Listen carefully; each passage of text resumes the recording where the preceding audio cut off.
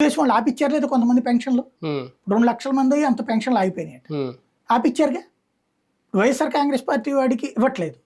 మరి ఆ రోజు తెలుగుదేశం వాళ్ళకి ఇస్తారా, జనసేన వాళ్ళకి ఇస్తారా? లేదా ఆ పథకం తీసుకోవాలంటే ఈ కార్యకర్త దగ్గరికి వెళ్ళి తల ఉంచుకోవాలి. అలా ఉంచుకోవడానికి జనం ఒప్పుకుంటారా? లేదు కదా. ఇప్పుడు జగన్కి ఇవాళ ఈ స్టేజ్లో కూడా 40% ఓట్లు వచ్చినాయంటే తన సంక్షేమ పథకాల ఓట్లే. రాజకీయ పరంగా ఫెయిల్ అయ్యాడు.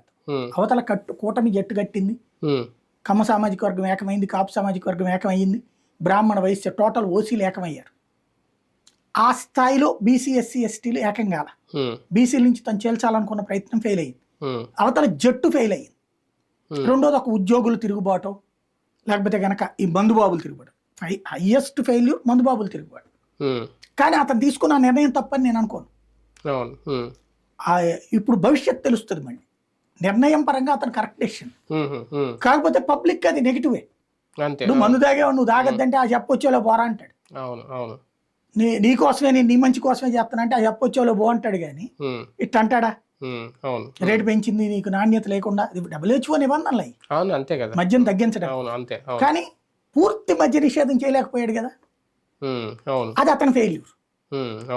అవన్నీ మంచికి మంచిగా ఉండాలి, చెడుకు చెడు ఆలోచించాలి. ఫైనల్ గా ఒక నెల రోజులకే, అధికారం కోల్పోయిన నెల రోజులకే ఇప్పుడు కార్యకర్తకు వందనం అంటూ జగన్మోహన్ రెడ్డి గారు వెళ్ళడం ఒక భారీ మార్పు వచ్చింది అతి తక్కువ టైంలో జగన్ గారిలో అనుకోవచ్చా? అసలు పథకం పెడతారో లేదు తెలియదు, విన్నా నేను. అది చేస్తే మంచిదే. దాంతోపాటు ఇది కూడా తీసుకురావాలి, ఒక వ్యవస్థ, ఉద్యోగాలు ఇట్లాంటిది. ఇదివరకు ఆయన విజయసాయి రెడ్డి గారు పెడుతుండేవాడు వాళ్ళ దీనికి. కొన్ని కంపెనీలు తిరుపతిలో పెట్టారు. అట్లాంటి ఏమైనా ఏర్పాటు చేయించడం కూడా చేయించాలి వాళ్ళ వరకు. అది బానే ఉంటది, ఒక అందుకు మంచిదే. మెయిన్ సపోర్ట్, భద్రత, మాకు పార్టీ అండు ఉంది, జగన్ గారి సపోర్ట్ ఉందని అనుకోవాలి.